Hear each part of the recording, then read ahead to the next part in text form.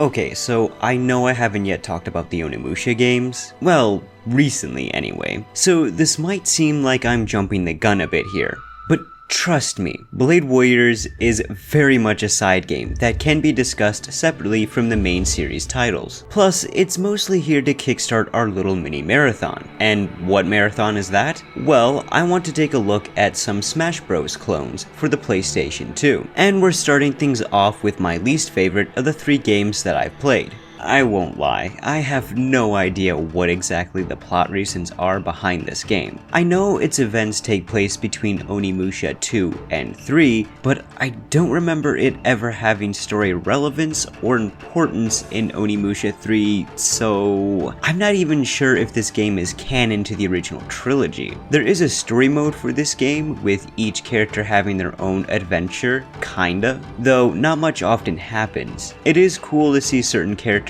interact with each other, even if it's only briefly.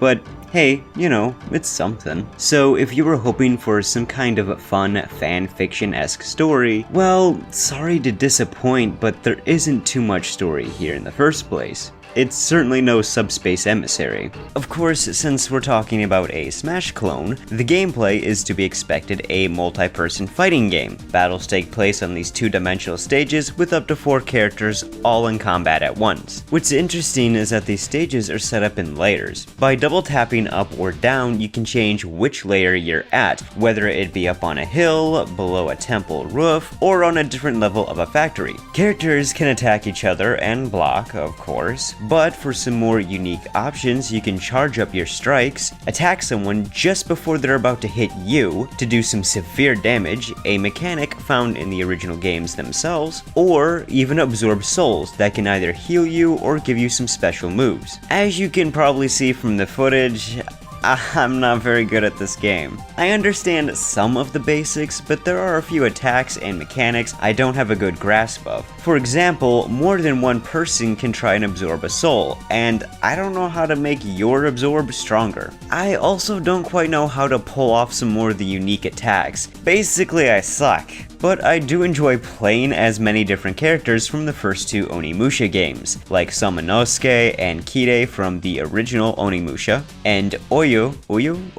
I don't know how to pronounce it, and Maguichi from Onimusha 2. Without question, it's great being able to fight as Oda and the other villains such as Gigantes. Oh man, there's so many names I just don't know how to properly pronounce. And I like that Gargant guy, he's pretty cool. What's weird is that some characters from some of the Mega Man series games are playable too, though I'm not familiar with the series that they come from. I think it's the GBA ones, the Battle Network, is that it? So, like you would expect, there are a few different modes you can play in, mostly story and free battle. In free battle, you're given plenty of options, for example, items on or off.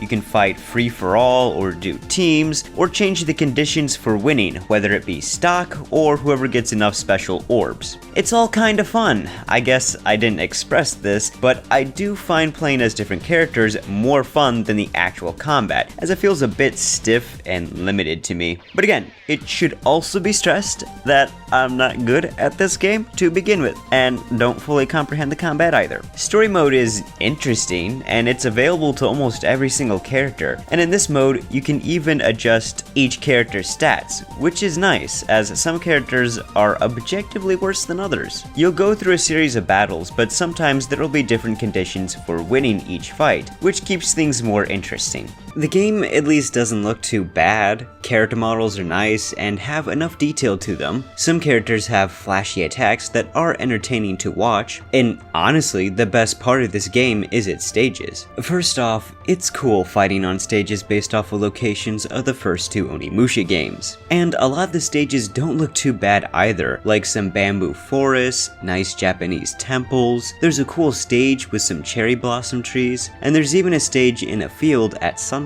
The music, of course, is a combination of some new tracks mixed with previous tracks, and it all works, nothing too particularly memorable for me at the very least. So that's Blade Warriors, and I wouldn't say it's a bad game, but I don't really like it as much as I was hoping to. Honestly, I'm more in love with the idea of the game rather than the execution. To me, it's just the weakest of the Smash clones that I've played for the system, and the one I go back to the least. Mostly cause I just can't get into its combat as much, and there aren't as many extra things to the game to keep me entertained. I still kinda would like to see Capcom try something like this again though. It's a neat idea. Next time, we'll take a look at a Smash clone that's a sequel to a PlayStation 1 game.